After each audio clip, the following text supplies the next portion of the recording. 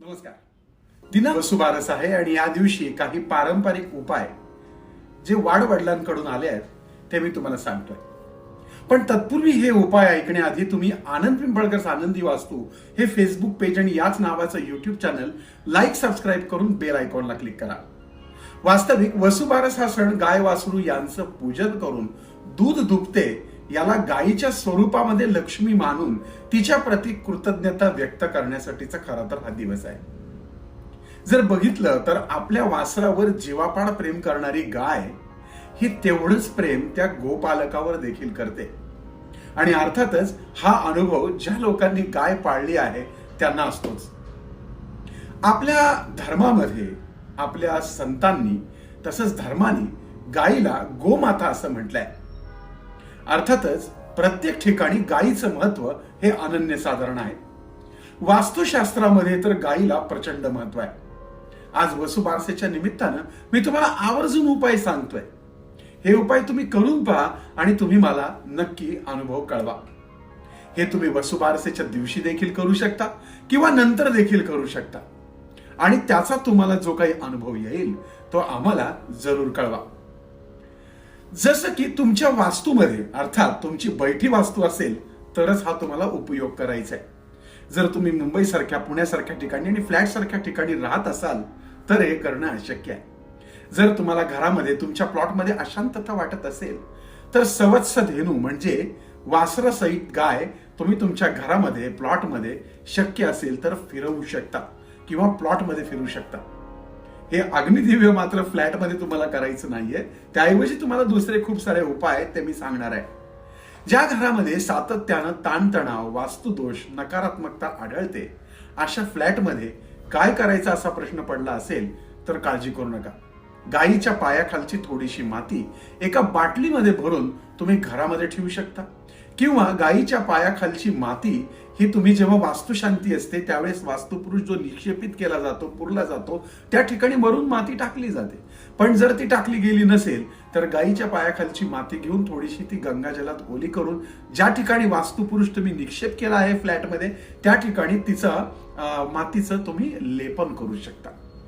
काळ्या गायीच्या पायाखालच्या मातीची पुरचुंडी किंवा कापडामध्ये शिवून किंवा काचेच्या बाटलीत भरून तुम्ही कुठेही घरामध्ये ठेवू शकता. ज्या मंडळींनी वास्तुपुरुषाची स्थापना केली नाही, वास्तुशांती केली नाही त्यांनी आवर्जून ही गोष्ट लक्षात ठेवा की आपण त्या वास्तुपुरुषाबरोबर वेगवेगळ्या माती देखील त्यावर टाकल्या जातात. त्यावर गायीच्या पायाखालची माती ही टाकली जावी. घरामध्ये छोटीशी कुंडी घेऊन जर तुम्ही तुळशीचं रोप लावणार असाल तर त्या तुळशीच्या रोपामध्ये देखील गायीची पायाखालची माती जरूर टाकावी. तुम्हाला माहिती आहे की गाय वासरू खरं तर माय लेकरांचं प्रतीक मानलं गेलंय. त्यामुळं मुळातच आई आणि लेकराचं प्रेम हे असतंच. पण कालांतराने काही ना काही कारणाने आई आणि मुलाबाळांमध्ये जर मतभेद झाले तर अशा वेळेस काय करायचं ते मी आपल्याला सांगतोय. तुम्हाला हा व्हिडिओ आवडतोय, तुमच्या चेहऱ्यावरून दिसतंय आणि म्हणूनच तुम्ही हा व्हिडिओ शेअर करा आणि लाईक करा. ज्या मंडळींनी अशा प्रकारचा त्रास भोगलाय किंवा भोगतायत अशांनी चांदीची किंवा धातूची गाय वासराची प्रतिमा देवघरामध्ये किंवा बेडरूम मध्ये किंवा आपल्या नजरेसमोर कुठेही ठेवावी. ज्यांना मानसिक अस्वास्थ्य वाटतं अशा मंडळींनी गायीचे निरसे दूध हे आंघोळीच्या पाण्यामध्ये महिनाभर टाकावे. तसंच मानसिक तणाव येत असेल आणि चित्त स्थिर राहत नसेल तर पौर्णिमेच्या दिवशी रात्री 12 वाजता चंद्राच्या प्रकाशामध्ये ते दूध चंद्राला नैवेद्य म्हणून दाखवून थंड स्वरूपाचं दूध स्वतःही प्यावं. ज्यांच्या विवाहामध्ये अडथळे येत आहेत, विवाह जमतच नाहीत अशा मंडळींनी गायीच्या दुधामध्ये 11 चिमूट हळद टाकून हे दूध केळीच्या झाडाच्या मुळाशी सोडावं किंवा केळीचं झाड नसेल तर औदुंबराच्या झाडाच्या मुळाशी सोडावं व या झाडांना हात जोडून प्रार्थना करावी की त्वरित विवाह व्हावा. आणि याबरोबरच तुमच्या अटी सुद्धा कमी असायला हव्यात. याशिवाय गायीचं दूध गरीब आणि अनाथ मुलांना जर दान केलं तर त्याला क्षीरसागरा एवढं पुण्य मिळतं असं म्हणतात. क्षीरसागर म्हणजे समुद्र एवढं पुण्य. तसंच गायीच्या दुधानं शिवशंकराच्या पिंडीवरती अभिषेक केला तर पूर्वजन्माची पातक आणि दोष नष्ट होतात असंही शास्त्रात स्पष्टपणाने सांगितलंय. भगवान श्रीकृष्णांना तर गायी अतिशय प्रिय आहे. त्याच्या एका बासरीने अखंड गायी त्याच्या भोवती जमा होतात. अशा या बाळकृष्णाला पूजेतल्या गायीच्या दुधानं दही, तूप, मध आणि साखर हे एकत्र करून त्याला पंचामृताचा अभिषेक करा. त्यानंतर त्या बाळकृष्णाला स्वच्छ पुसून त्याला गायीच्या दुधाचा वाटीभर नैवेद्य दाखवा. या 2 वेगवेगळ्या वाट्या दाखवल्या तरी चालतील किंवा एका वाटीत दाखवलं तरी चालेल, पण मग अर्धा पती पत्नीने प्राशन करावं, असं नियमित करावं. ज्या योगे उत्तम संतती प्राप्त होते असं म्हणतात. ज्या घरामध्ये सातत्यानं अशांतता वाटत असेल तर पौर्णिमेच्या रात्री ते जे मूळ घर आहे त्या घराच्या चारही कोपऱ्यात आतल्या बाजूने म्हणजे आग्नेय, नैऋत्य, ईशान्य, वायव्य या चारही बाजूला 4 वाट्या ठेवायच्या. त्या वाट्यांमध्ये गाईचं दूध ठेवायचं, त्याच्यामध्ये 1 चमचा मध टाकायचं. रात्रभर त्या वाट्या तेथे तशाच उघड्या ठेवायच्या आणि दुसऱ्या दिवशी हे दूध वड, पिंपळ आणि औदुंबर यापैकी कोणत्याही एका झाडाला घाला किंवा तिन्ही झाडांना थोडं थोडं घातलं तरी चालेल.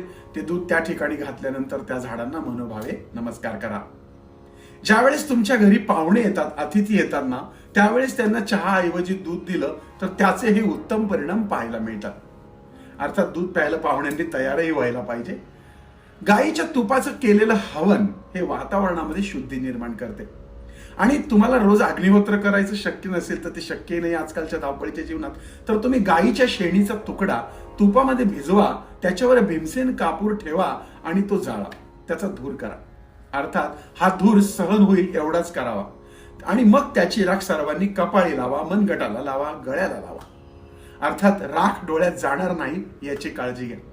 तुम्हाला गायीच्या शेणापासून बनवलेला जर धूप हवा असेल ज्याच्यामध्ये अनेक वनस्पतींचा समावेश आहे तर आमचा आनंदी वास्तूचा यज्ञ आनंदम धूप तुम्ही जरूर घ्या. गोमूत्राचे देखील खूप सारे उपाय शास्त्रकारांनी सांगितलेले आहेत. गोमूत्र वास्तूमध्ये पवित्रता निर्माण करते. तुम्ही कोणतीही वस्तू घ्या, नवीन घ्या, जुनी घ्या, त्यावर थोडंसं गोमूत्र शिंपडून मग ती वापरायला सुरुवात करा. अर्थात गोमूत्र थोडं शिंपडा. जर तुम्हाला नजर लागत असेल, तुमच्या घराला नजर लागत असेल तर सर्व प्रकारची अपवित्रता दूर करण्यासाठीचं सामर्थ्य हे गोमूत्रामध्ये आहे. तर बरीचशी मंडळी ही गोझरण रस प्राशन करतात, त्यामुळे सुद्धा अनेक रोग दूर होतात असं आयुर्वेद शास्त्रात सांगितलंय. अर्थात यासाठी चांगल्या आयुर्वेद तज्ञाचा सल्ला मात्र जरूर घ्या. दिवाळी आहे, तुम्ही सडा टाकणार, मग तुम्ही सडा टाकल्यानंतर तुम्ही जमिनीवरती गोमूत्र कडुनिंबाच्या पानानं जरूर शिंपडून पहा. ते सुद्धा खूप महत्वपूर्ण मानलं जातं. ज्या स्त्रियांना आपल्या मुलांबद्दल कायम कटकट वाटते किंवा मुलाचं आणि आईचं जमत नाही, अशांनी मुलांसोबत या सवत्सधेनुची बारसेच्या दिवशी पूजा करावी. गाय वासराला काळजीपूर्वक प्रदक्षिणा घालावी. गायीला डाळ, गूळ आणि केळ खाऊ घातल्यानं आरोग्याचे दोष देखील दूर होतात असे म्हणतात. तसंच गायीला पाठीमागच्या म्हणजे पोटाकडच्या बाजूने पोटाला हात लावून नमस्कार करावा असं शास्त्रात सांगितलंय. असं म्हणतात की गायीच्या पाठीमागून पोटाला जर हात लावला तर रक्तदाबासारखे आजार देखील बरे होतात. आणि अर्थातच यासाठी चांगल्या आयुर्वेद तज्ञांचा सल्ला घ्या. गायीला नेहमी चारा घालावा. गायीला चारा घातल्यानं पापाचं प्रायश्चित्त होतं असं म्हणतात. गर्भवती स्त्रीने आपल्या खोलीमध्ये आवर्जून लहान बाळाच्या चित्राबरोबरच गाय वासराचं चित्र देखील लावावं किंवा गाय वासराची मूर्ती ठेवावी. जर आपल्याला ही मूर्ती हवी असेल तर आमच्याकडे ही मूर्ती आपल्याला नक्की मिळेल. या वसुबारसेच्या दिवशी आनंदी वास्तूमध्ये तिची यथाविध पूजा करून ठेवली जाईल, परंतु आपल्याला ती दिवाळी नंतर मिळेल. तसंच बारशाच्या दिवशी देखील गायीचं म्हणजे वसुबारसेच्या दिवशी आणि तुमच्या बाळाच्या बारशेच्या दिवशी देखील गायीचं पूजन महत्वाचं असतं. याशिवाय तुम्हाला जर वेगवेगळ्या शांत्या असतील, मूळ नक्षत्र, ज्येष्ठा नक्षत्र वगैरे, तर अशा वेळेस देखील गायीच्या खालून ते बाळ पोटा खालून काढलं जातं. अर्थात आता ती प्रथा नाही राहिली, पण किमान हात लावला तरी सुद्धा समाधान वाटेल किंवा नमस्कार केला तरी तो दोष दूर होत असं म्हणतात. ची मंडळी बऱ्याचदा आपलं आरोग्य चांगलं राहावं म्हणून गायीचं शेपूट देखील डोक्याला लावतात. पण असा काही उद्योग करताना गाय मारकी नसावी हेही महत्वाचं. वसुबारसेच्या दिवशी गायीचं पूजन करून हात जोडून गायीच्या पोटातील सर्व शक्तिमान देवतांना आपल्या इच्छा पूर्ण व्हाव्यात म्हणून प्रार्थना करावी. आणि अर्थातच आपल्या इच्छा ही गोमाता स्वतःच्या माध्यमातून त्या जे स्तरांचे देवता आहेत त्यांच्यापर्यंत पोहोचवते आणि आपल्या इच्छा पूर्ण होतात. आपल्या इच्छा पूर्ण झाल्यानंतर गायीच्या पाठीवर कापडाची सुंदर झूल अंथरावी. त्यात एका बाजूला सूर्य आणि दुसऱ्या बाजूला चंद्राची प्रतिमा असावी.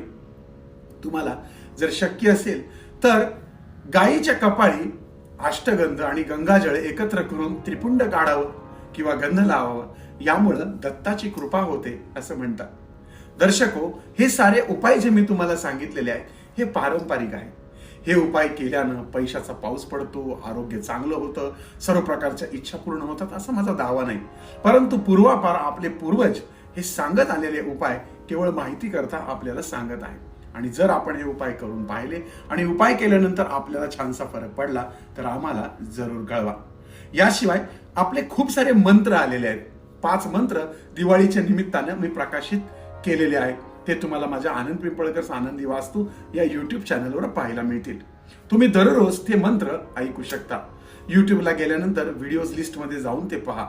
लक्ष्मी कुबेर विष्णू यंत्र, अष्टलक्ष्मी यंत्र, कुबेर यंत्र, यमराज धर्मराज यमराज मंत्र आणि फक्त कुबेर मंत्र असे 5 वेगवेगळे मंत्र संपेपर्यंत आपल्या युट्यूबवरती, आपल्या मोबाईलवरती, आपल्या वातावरणामध्ये ऐकू जातील अशा पद्धतीने दररोज जरूर लावा आणि मला अनुभव कळवा. पुन्हा भेटूयात पुढच्या भागात. तोपर्यंत तुमच्या आनंद पिंपळकरचा तुम्हाला जय जय साईराम.